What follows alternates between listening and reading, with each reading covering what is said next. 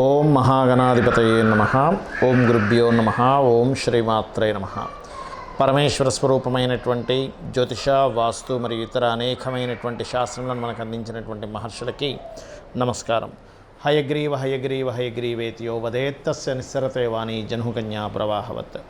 అరుణాం కరుణాతరంగితాక్షీం ధృతపాశాంకుశపుష్పబాణచాపాం అనిమాదిభిరావృతాం మయూకైః అహమిత్యేవ విభావయే భవానీం. శ్రీమాత్రే నమః. మనము జూలై మాసంలో రాశి ఫలితాలు కనుక చూసుకున్నట్లయితే అప్పుడున్నటువంటి గ్రహస్థితి ఏ విధంగా ఉంది అని చూసుకున్నట్లయితే జూలై మాసంలో శని వక్రగతిలో ఉంటున్నాడు కుంభరాశిలో.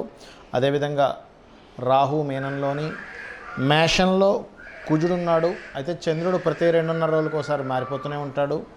అలాగే మరొక విషయం ఏంటంటే ఇక్కడ ఈ యొక్క కుజుడు 13వ తేదీ గురువును కలుస్తున్నాడు. ఎప్పుడైతే కుజుడు గురువును కలుస్తాడో కొంచెం ల్యాండ్ రిలేటెడ్ సంబంధించిన విషయంలో మంచి జరిగేటువంటి యోగం, కొంచెం ల్యాండ్స్ రేట్స్ పెరగడం కూడా జరుగుతుంది. అదేవిధంగా ఇక్కడ మనకి మిథునంలో రవి శుక్ర గ్రహాల యొక్క స్థితి, ఆ రవి 15వ తేదీకి కర్కాటకంలోకి రావడము, అదేవిధంగా శుక్రుడు 7వ తేదీ కర్కాటక రాశిలోకి రావడము, బుధుడు కర్కాటక రాశిలో ఉంటూ 20వ తేదీకి మనకి మన సింహంలోకి వస్తున్నాడు. అదేవిధంగా కన్యారాశిలో కేతువు యొక్క సంచారం జరుగుతుంది. ఈ యొక్క గ్రహస్థితిని అనుసరించి ద్వాదశ లగ్నాల వారికి, లగ్నం తెలియని వారి రాశుల వారికి ఏ విధంగా ఉంది అనేటువంటి విషయాలు మనం ఇప్పుడు తెలుసుకుందాం. వృశ్చిక లగ్నము, వృశ్చిక రాశి. వృశ్చికం వారికి కనుక చూసుకున్నట్లయితే రాస్యాధిపతి అయినటువంటి కుజుడు సప్తమ స్థానంలో ఉన్నాడు గురువుతో కలిసి. ఎప్పుడైతే ఈ గురువుతో కలిసి సప్తమ స్థానంలో 13వ తేదీ నుంచి వెళ్తున్నాడో, ఈ 13వ తేదీ నుంచి మీకు కొంచెం వివాహ సంబంధించిన విషయంలో ఖచ్చితంగా పాజిటివ్ ఫలితాలు వస్తాయి, అందులో ఎటువంటి సందేహం లేదు. కాకపోతే ఈ సంపాదన అనేటువంటిది లోకల్గా కాకుండా వేరే ప్రాంతానికి వెళ్ళడం ద్వారా, లేకపోతే విదేశాలకు వెళ్ళి ఉద్యోగం చేయడం ద్వారా కూడా మీకు యోగిస్తుంది. కాకపోతే ఈ వృశ్చికం వారికి కనుక చూసుకున్నట్లయితే పంచమ స్థానంలో రాహు అనేటువంటిది రాజయోగాన్ని ఇస్తున్నాడు అక్కడ కొంతవరకు రాజకీయ పరంగా. కాకపోతే సంతానం కోసం ప్రయత్నం చేసేటువంటి వారు కొంత జాగ్రత్తగా ఉండాలి. మరియు అదేవిధంగా ఇక్కడ గమనించుకున్నట్లయితే ఫైనాన్షియల్ గ్రోత్ అయితే ఉంటుంది, దాని గురించి ఏమి ఇబ్బంది పడాల్సిన అవసరం లేదు. కాకపోతే కొంత కాంపిటేటివ్ రిలేటెడ్ అండ్ అదేవిధంగా కొంత స్పోర్ట్స్ రంగాల్లో ఉండేటువంటి వారికి మరింత యోగ్యవంతమైనటువంటి ఫలితాలు కనిపిస్తున్నాయి. మరియు అదేవిధంగా గమనించుకున్నట్లయితే ఇక్కడ ఈ సప్తమ స్థానంలో ఉండేటువంటి గురువు ఇష్టపడిన వారిని వివాహం చేసుకోవడానికి మీకు బాగుంది చెప్పాలంటే కాంబినేషన్ అనేటువంటిది. సప్తమంలో ఉన్నటువంటి గురువు యొక్క ఫలితాలు గమనించుకున్నట్లయితే ఈ సప్తమ స్థానంలో ఉండే గురువు మీద కేతువు యొక్క దృష్టి ఉన్నందుకు కొన్ని కారణాల వల్ల అప్పుడప్పుడు చిన్న చిన్న మిస్అండర్స్టాండింగ్స్ కానీ, వివాహ సంబంధించిన విషయంలో చిన్న స్ట్రెస్ కానీ చూపిస్తుంది. మరియు అదేవిధంగా వృశ్చికం వారికి అష్టమంలో రవి ఉండడం అనేటువంటిది ఇప్పుడు ప్రమోషన్స్ కోసం మీ పైవారితో మాట్లాడడం అనేటువంటిది కరెక్ట్ అయినటువంటి సమయం కాదు. బికాజ్ ఆఫ్ లాభస్థానంలో కేతు ఉండి అష్టమంలో రవి ఉన్నప్పుడు చాలామంది తెలియక కొన్ని సందర్భాల్లో అడగకూడని సమయంలో బాస్ని ఎదురు అడగడం, అది రివర్స్ అవ్వడం, బ్యాక్ ఫైర్ అవ్వడం జరుగుతుంటుంది. కాబట్టి ఈ సమయం కరెక్ట్ కాదు. కాకపోతే ఏదైనా గవర్నమెంట్ నుంచి రావాల్సిన డబ్బులు మాత్రం వస్తాయి. ఎందుకంటే అష్టమంలో ఉండేటువంటి రవి 15వ తేదీ వరకు ధనస్థానాన్ని చూస్తుంది, యోగకారకుడు అయ్యాడు. కాబట్టి ఏంటి, పార్ట్నర్స్ మూలంగా, అది గవర్నమెంట్ మూలంగా, లేకపోతే కొంతమంది రైతులకి సబ్సిడీస్ రూపంలో ఇట్లాంటివి వస్తూ ఉంటాయి. కాకపోతే 4వ స్థానంలో ఎప్పుడైతే శని భగవానుడు ఉన్నాడో ఇది కొంతవరకు భూమిని కొనుగోలు చేయడానికి, కాకపోతే వక్రించున్నందుకు ఆ యొక్క భూమిని అమ్మకానికి యోగ్యవంతంగా ఉంది అని చెప్పి మనకి అర్థమవుతుంది ఇక్కడ.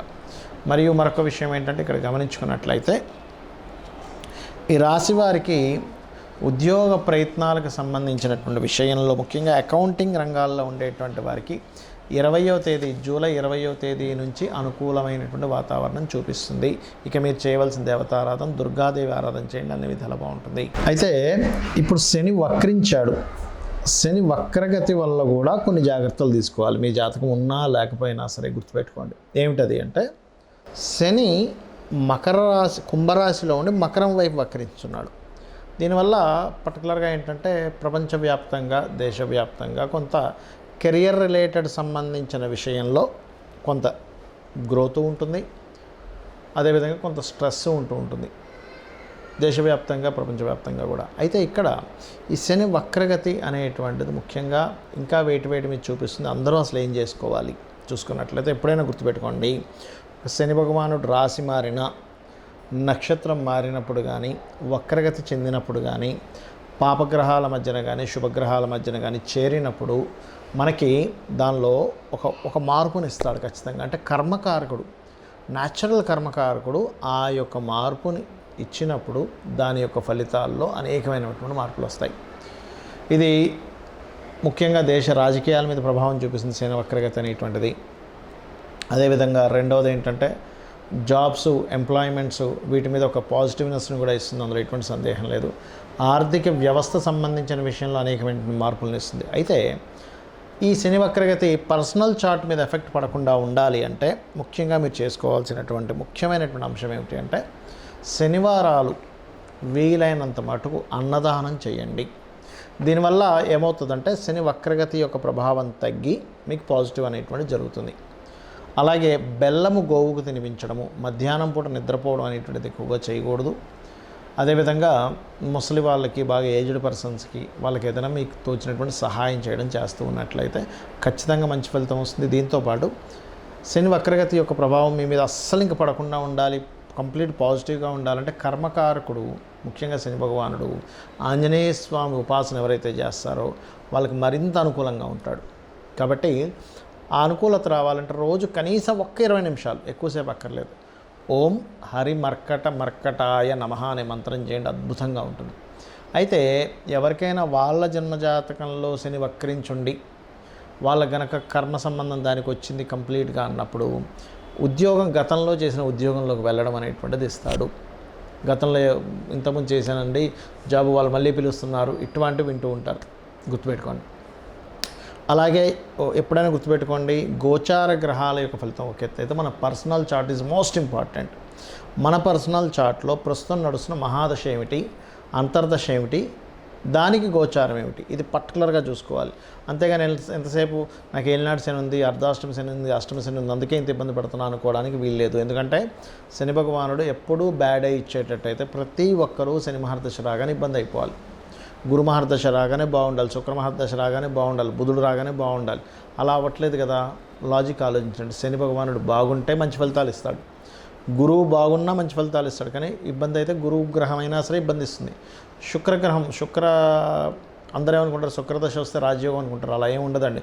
శుక్రుడు బాగుంటేనే రాజయోగం. నేను మీకు ఒక కనీసం కొన్ని వేల జాతకాలు చూపిస్తా.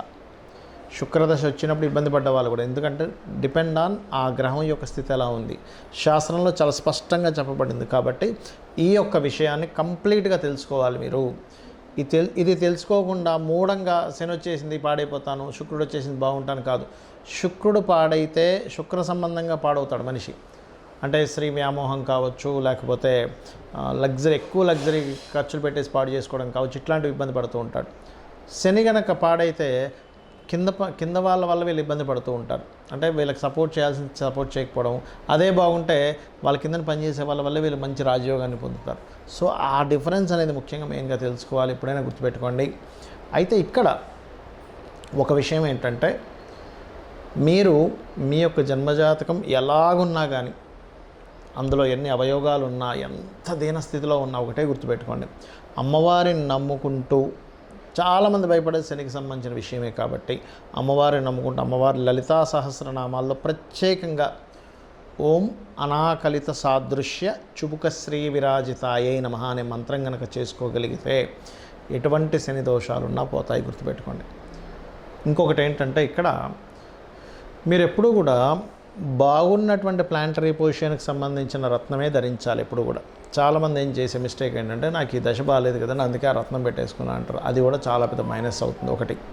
రెండవది, మీకు ఏ గ్రహం అయితే పాడైందో ఆ గ్రహ సంబంధించిన వ్యాపారము, ఉద్యోగాల్లోకి వెళ్తారు, అది కూడా పెద్ద మైనస్ అవుతుంది. మీకు ఏ ప్లానెట్ బాగుందో దానికి సంబంధించిన దాంట్లోకి వెళ్ళండి, అప్పుడు బాగుంటుంది. గురువు బాగున్నాడు, టీచింగ్స్లోకి వెళ్ళండి. బుధుడు బాగున్నాడు, వ్యాపారంలోకి వెళ్ళండి. శుక్రుడు బాగున్నాడు, ఫ్యాషన్ డిజైనింగ్ దాంట్లోకి వెళ్ళండి. చంద్రుడు బాగున్నాడు, ఫుడ్ రిలేటెడ్ దాంట్లోకి వెళ్ళండి. రవి బాగున్నాడు, ఆరోగ్యం దాంట్లోకి వెళ్ళండి. చాలామంది చేసే మిస్టేక్ ఏంటంటే, చంద్రుడు బాగోపోతే వెళ్ళి ఫుడ్ బిజినెస్ చేస్తుంటారు. బాగోలేని చంద్రుడికి సంబంధించిన బిజినెస్ చేస్తే ఏమవుతుంది, మీ లైఫ్ కూడా పాడైపోతుంది. అదేవిధంగా చాలామంది పార్ట్నర్షిప్స్ విషయంలో కొన్ని తప్పిదాలు చేస్తూ ఉంటారు. అవతల వాళ్ళ జాతకం ఎట్లా ఉంది, అసలు వాళ్ళకి ఆ దాని పరంగా ధనయోగం ఉందా లేదా చూసుకోకుండా వీళ్ళకి బాగుంది కదా అని వెళ్ళిపోతారు. అక్కడ ఏమైపోతుంది, వాళ్ళకి బాగోపోవడం వల్ల మీకు కూడా ఇబ్బంది పడుతూ ఉంటుంది, ఎఫెక్ట్ పడుతూ ఉంటుంది. గుర్తుపెట్టుకోండి, మీ వల్ల వాళ్ళకి బాగుంటుంది మళ్ళీ. ఎప్పుడు కూడా గుర్తుపెట్టుకోండి. సో ఇది ముఖ్యంగా జాగ్రత్త పడవలసినటువంటి అంశము. అలాగే మరొక విషయం ఏంటంటే, ఇక్కడ మీరు నిత్యము కనుక ఇంట్లో పూజ చేసుకోగలిగితే, నిత్యము ఏదైనా ఒక ఆలయానికి కనుక వెళ్ళగలిగితే, నిత్యము లలితా సహస్రనామాలు చేసుకోగలిగితే మీ గ్రహస్థితితో సంబంధం లేదు. గ్రహస్థితి మీకు ఇచ్చేటువంటి, మీ కర్మ బట్టి వచ్చేటువంటి బ్యాడ్ రిజల్ట్స్ చాలా తక్కువ స్థాయిలో వస్తాయి. మీకు వచ్చేటువంటి కొద్దో గొప్ప మీ యొక్క జాతక చక్రంలో ఉండే యోగం 100% మంచి రిజల్ట్ ఇవ్వడానికి తోడ్పడుతుంది. కాబట్టి ఇవి చేసుకొని మీ యొక్క జీవితాన్ని ఆనందమయం చేసుకుంటారని కోరుకుంటూ శ్రీమాత్రే నమః.